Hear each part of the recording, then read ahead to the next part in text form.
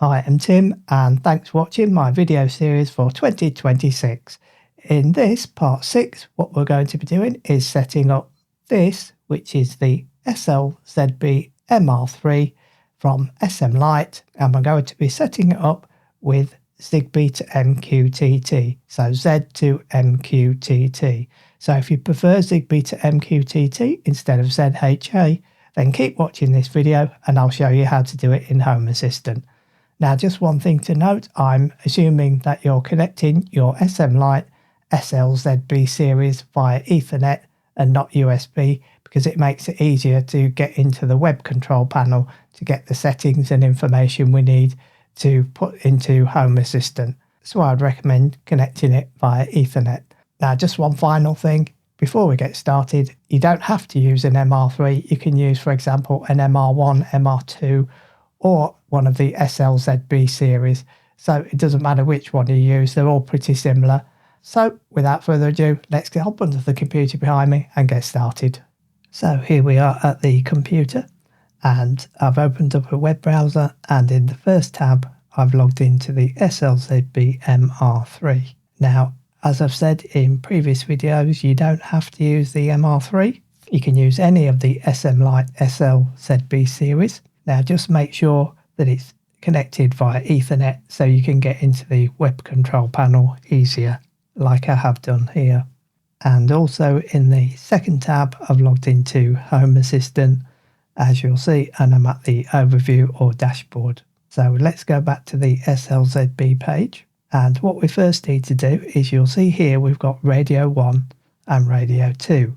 Now what you need to do is make sure that one of those is set to the Zigbee Coordinator, and you need to make a note of the chip that the Zigbee Coordinator is running on. So in my case it's Radio 2, which is the CC2674P10 chipset. So just make a note of that, as you'll need to know this later.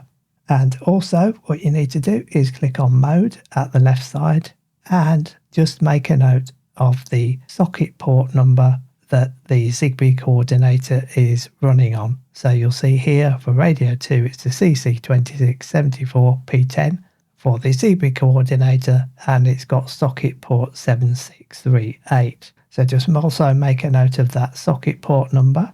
And then what we're going to do is now go to the Home Assistant page, and we're going to go to Settings, and then we're going to click on Apps, and we're going to select Install App.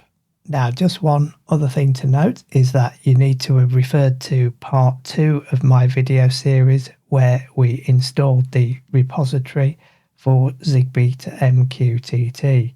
Hence why we've got Home Assistant app Zigbee2MQTT showing here as 3 options. Now, if you haven't got this Zigbee2MQTT showing here, then it means that you haven't added the Zigbee2MQTT repository, which I showed you in part 2 of my video series. So carrying on, in the search box at the top, we need to type in MOSQ, and you'll see we get Mosquitto Broker. So we need to select Mosquitto Broker and then just click on Install and wait for it to install MQTT Mosquitto Broker. Now that just took a few seconds. So what you need to do is make sure that Start on Boot is turned blue, and you also need to turn the Watchdog option blue as well. And once you've got those 2 blue options, you don't need to have auto update, but if you want to let it automatically update in the background, then you can select that slider. Now I prefer to update manually when, for example, I'm not using many devices on my Home Assistant network, for example. So once you have those 2 or 3 sliders active, then click the Start button and it will then start Mosquitto Broker. And once it's started, you'll need to go to Settings again, then again select Apps, and then select Install App, and then in the search box at the top type in MQTT, and you should then see Zigbee2MQTT appeared with the yellow bumblebee icon. So select Zigbee2MQTT. Now make sure that you do not select Edge or Proxy. We don't need those 2 options. We just need Zigbee2MQTT, which is here. So select it And once you've selected it, you then need to do is click install, and then you'll see we get the start on boot option, which is enabled. So leave that enabled. What you need to do is enable watchdog and also enable show in sidebar. Now, as I've said, if you want to auto update, then click that slider. But if you do manual updates, then leave it grayed out. So then what we're going to do is we're not going to click start yet. We're going to go to the configuration tab. And then what we're going to do is select the serial box to bring the pop down options. And in the port option line, we're going to click in there. We're going to go back to the SLZB page and we're going to select Z2M and ZHA. Then what we need to do is for the chip that's running the Zigbee Coordinator. Now, as I've noted, we noted down it was the CC2674. But if yours is the EFR32, then what you need to do is just copy and paste the port line from either of those boxes, whichever one is running Zigbee Coordinator. So you need to copy the port TCP SLZB line, and then what we're going to do is go back to the Home Assistant tab, and in the port line which we've clicked in, we're going to paste in the port TCP, and then what we're going to do is remove the word port, the colon and the space. So click to the front of that line and delete port, colon and the space.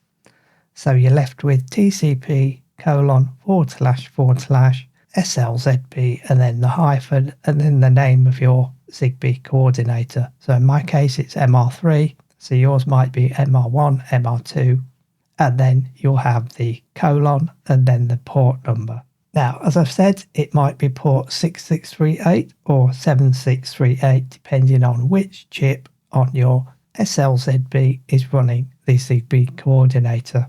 So if you want to confirm that, go back to the SLZB page and you'll see that the port number for the CC2674 is 7638 and not 6638.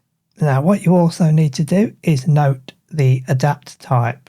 So you'll see here it's saying it's ZStack, but if yours is Ember, then make a note of it as Ember, or if it's ZStack, then make a note of ZStack. Go back to your Home Assistant page, and then in the adapter line, we're going to click in there and type in the name of our adapt type. So as we just found out, it was ZStack. So all in lowercase, we're typing either ZStack or Ember. Then in the baud rate line, we're going to type in 115,200 or 115,200. Then once we've typed in those three lines, we're going to click Save. And then we're going to go to the Info tab at the top and we're going to click on Start. Then once it's started and we've got the information saying stop or restart, we're going to click on Zigbee2MQTT at the left hand side. And you'll see we get a spinning donut, and then we get the Zigbee2MQTT onboarding page. So under devices found, you need to click in that line, and then you'll see we get some undefined options in there. So all you need to do is click on the option with the tick and the hyphen or dash, and then what you need to do is click on submit at the bottom right corner, and then it will say Zigbee2MQTT onboarding settings saved is now, and then Zigbee2MQTT is now starting, and then it will say redirecting with a countdown timer. So wait for that countdown timer to finish. It should go to 0. So just be patient while it counts down, and then it will say localhost refused to connect. Now this is fine, don't worry about it. So what we now need to do is go to settings at the left hand side, so the bottom, then go to system. And then in the top right corner, we're going to click the power button, and then we're going to select Restart Home Assistant. Then with the Restart Home Assistant confirmation, click the red Restart button and just wait for Home Assistant to restart itself. And you'll see it said connection lost, reconnecting, Home Assistant is starting, and then Home Assistant has started. So now we should be able to select Zigbee2MQTT at the left hand side.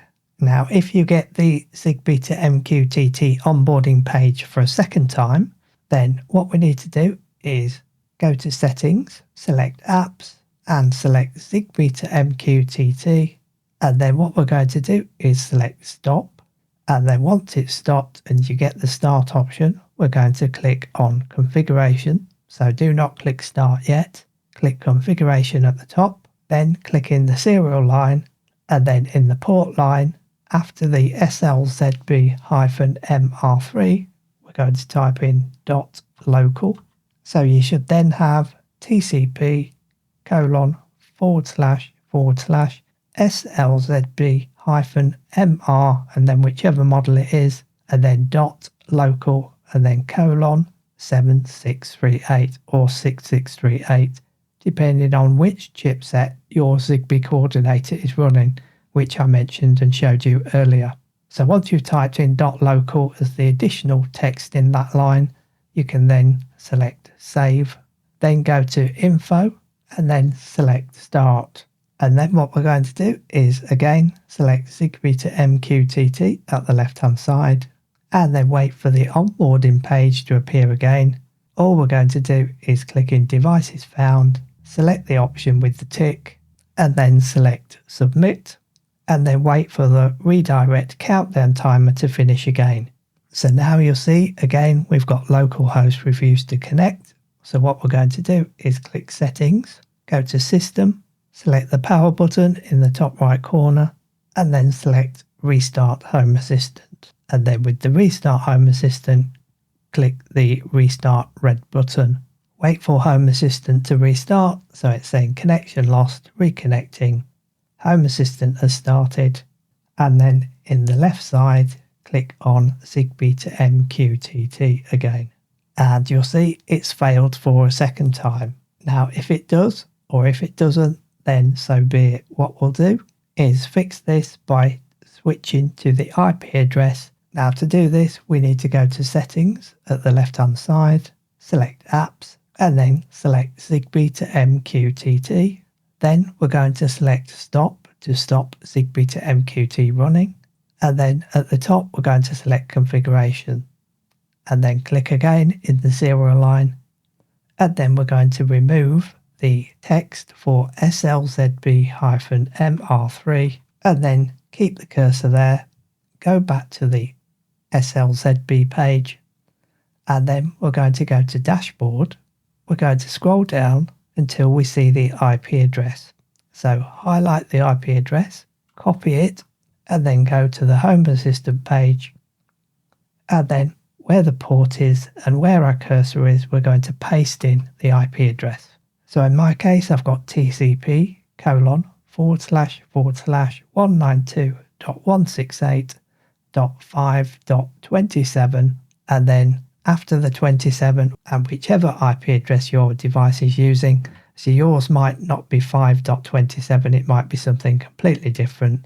So what we're going to do is then remove the dot and the local. So you should have the TCP://192.168 and then .5.27 or whichever IP address you're using, and then colon, and then 7638, or as I've said, 6638. So once you've got that information in there, click Save again, go to Info at the top and select Start. Then at the left hand side select Zigbee2MQTT again, and it should then bring up again for a third time the Zigbee2MQTT onboarding. Now all you need to do is select the Devices Found, select the option with the tick, and then click on Submit, and again wait for the redirecting countdown timer to go to 0. Then you'll see again we get localhost refused to connect. So we'll go to Settings again, System, and then in the top right corner select the power button and select Restart Home Assistant, and then confirm it by clicking the red Restart button. Connection lost, reconnecting. Home Assistant has started. So now that it's restarted and the message disappears, we can then select Zigbee2MQTT at the left hand side and then it's finally now taken us in to Zigbee2MQTT. So if you want to add devices such as bulbs, smart plugs or sensors, then all you need to do is click on the permit join. It will then detect any devices which have been put in pairing mode. So make sure that you do put your bulbs, smart plugs into pairing mode, depending on which device manufacturer you're using, and then they should automatically be detected and appear in this recent activity list here. And then once you've finished putting your devices in pairing mode and adding all the devices, you can then select disable join button here. And then you should then have your devices in Home Assistant using Zigbee2MQTT. So I hope you found this video useful. Hope you haven't found it too tedious. Now, the reason I had changed the name to the IP address because it wasn't detecting it properly on the network. But yours might detect it the first time, but if it doesn't, then just repeat the process until it finally takes you into this familiar Zigbee2MQTT homepage. So thanks for watching, and more videos in this series are coming soon, and also other videos on other subjects as well as usual. So take care and bye for now.